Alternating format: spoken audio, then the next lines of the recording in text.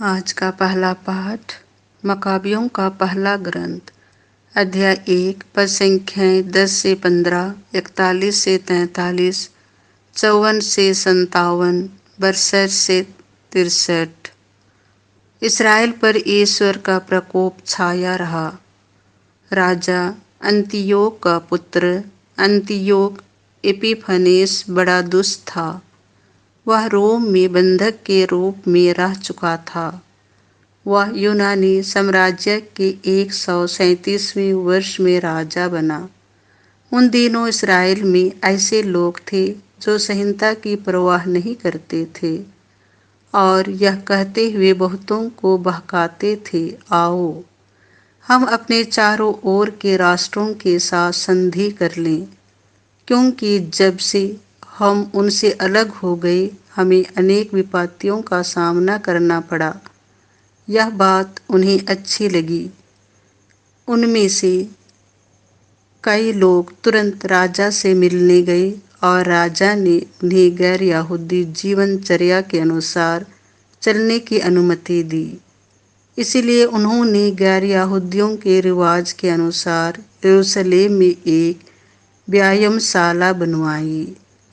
उन्होंने अपने को बेखतना कर लिया और पवित्र विधान को त्याग दिया। उन्होंने गैर यहूदियों का जुआ स्वीकार किया और वे पाप के दास बन गए। राजा ने अपने समस्त राज्य के लिए यह लिखित आदेश निकाला कि सब लोग एक ही राष्ट्र बन जाएं और सब अपने विशेष रिवाजों का परित्याग कर दें। सब लोगों ने राजा के आदेश का पालन किया।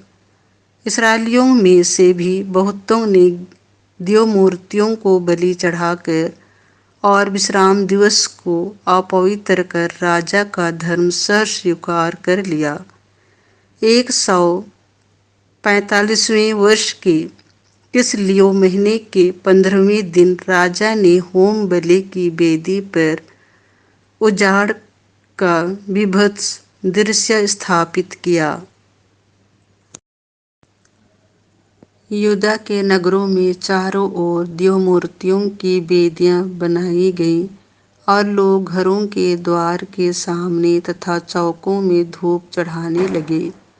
जब उन्हें संहिता की पोथियां मिलती थीं तो वे उन्हें फाड़कर आग में डाल देते थे।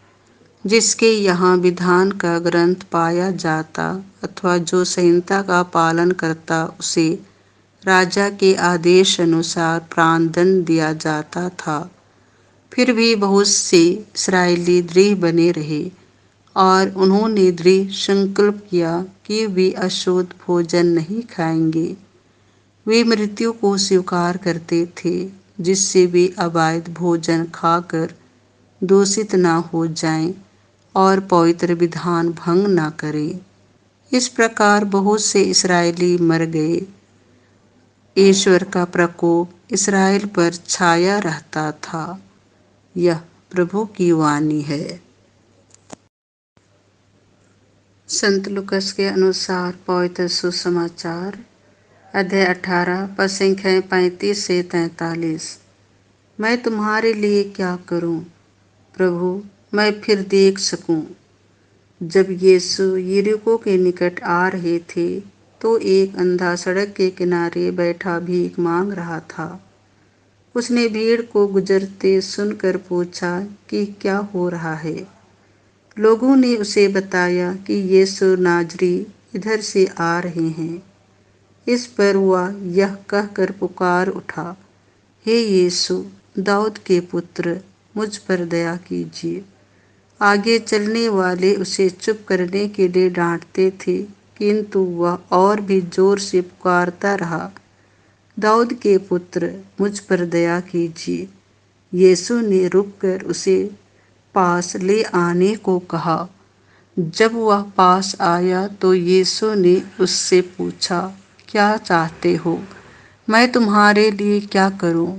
उसने उत्तर दिया, प्रभु, मैं फिर देख सकूं।